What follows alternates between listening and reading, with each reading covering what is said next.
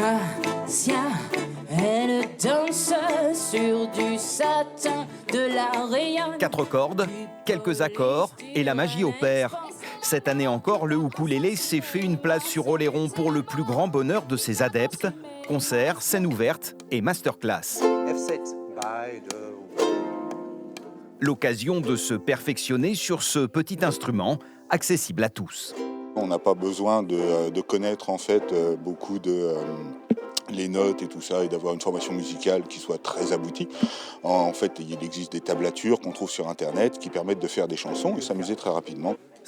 Et pour tous ceux qui souhaitent aller plus loin, tout est possible. S'il est petit par sa taille, les registres du ukulélé, eux, ne connaissent pas de limite. Il y a des gens pour qui ça sert à accompagner la voix, comme ceci, chanter. Il y a des gens qui ont envie de faire des solos, qui veulent le mettre en avant comme un instrument soliste. Il y a des gens qui veulent mettre des effets dessus, ça dépend vraiment de chacun. Il suffit ensuite de trouver le bon instrument. Et de ce côté-là aussi, pas de souci, le ukulélé se décline en différents modèles.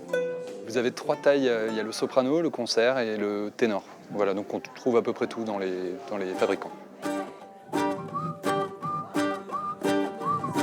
Reste ensuite à se lancer, un bon moyen de nouer des relations, de jouer en groupe et de fréquenter des festivals comme celui d'Oléron. Le challenge aussi de ce type d'événement, c'est de faire venir des amateurs de toute la France. Là même, sur ce festival, on a une amie japonaise qui vient d'Allemagne, qui a fait tout le trajet pour venir au festival.